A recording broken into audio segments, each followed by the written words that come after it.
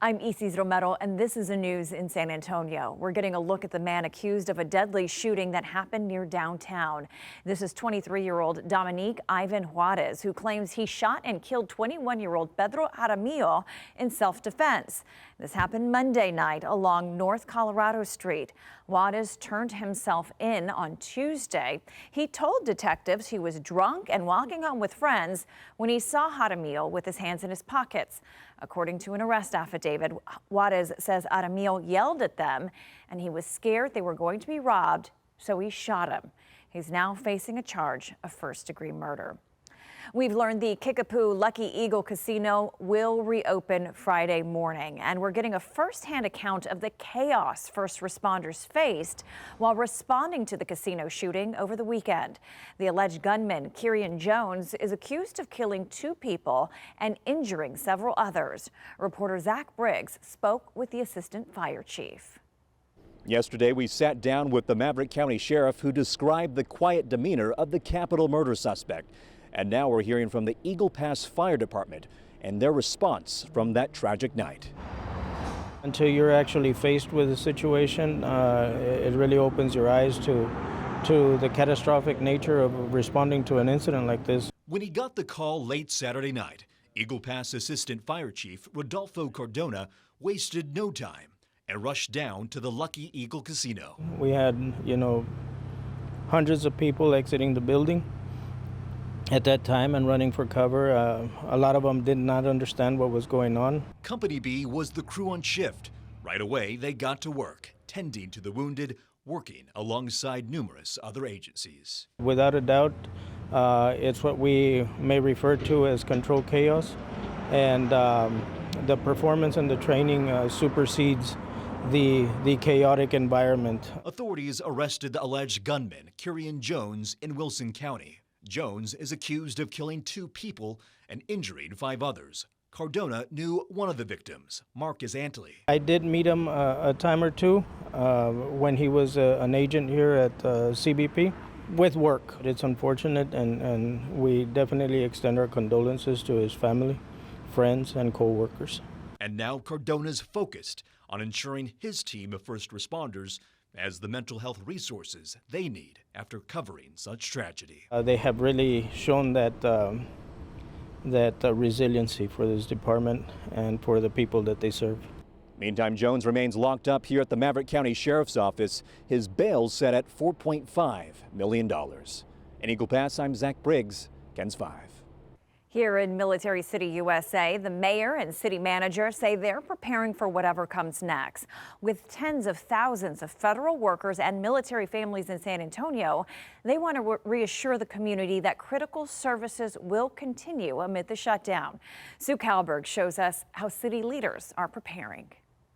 In Military City, USA, the mayor and the city manager agree we have well-developed partnerships to sustain us through these times. Well, having been a civil servant, I know this can be a very disconcerting time as you try to make economic decisions. With the paychecks of tens of thousands of military members and civil servants at stake, the mayor says she's hoping for a fast resolution. Hopefully this is something that our federal leaders and delegations can quickly come to resolution on, given the American people, and certainly San Antonio is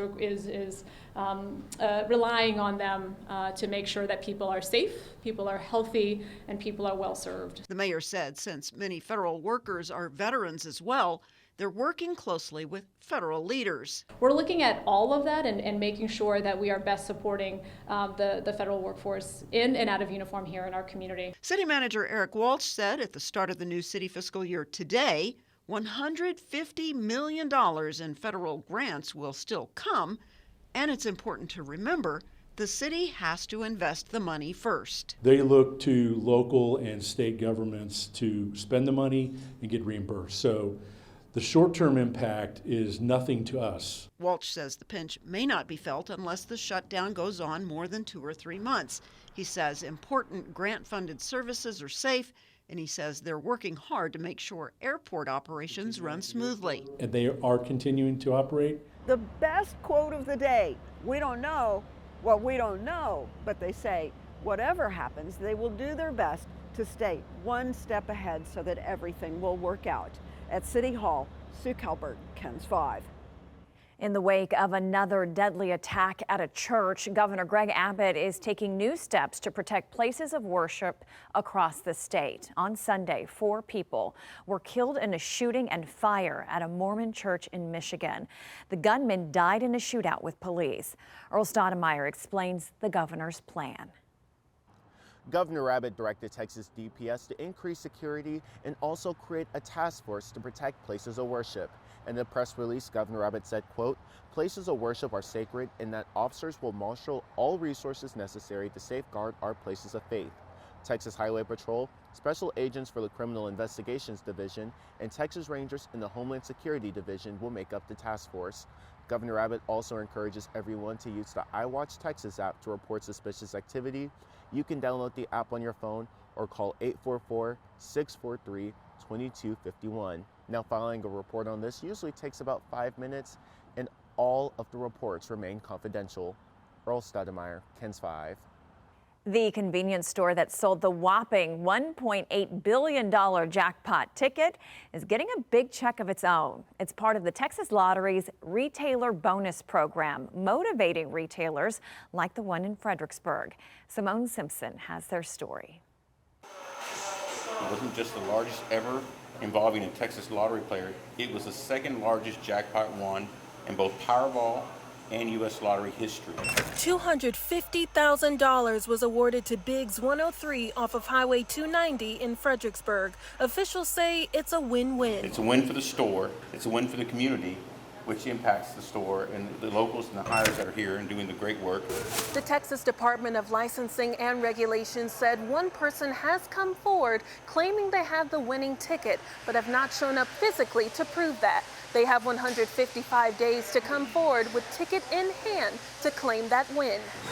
I've always loved the lottery, even prior to me working here, prior to being in this industry. I've always played lottery. Melanie Carter is a store manager. She says there's no word yet on how all $250,000 will be distributed. Did we ever think we would sell that winning ticket, especially one this size? Not at all. I know that I'm sure we'll be reinvesting into the store. We are a new store. Winning big at Biggs has changed the game. Especially since this winning ticket, like our lotto sales have increased big time. Simone Simpson, KENS 5. And that's the news in San Antonio.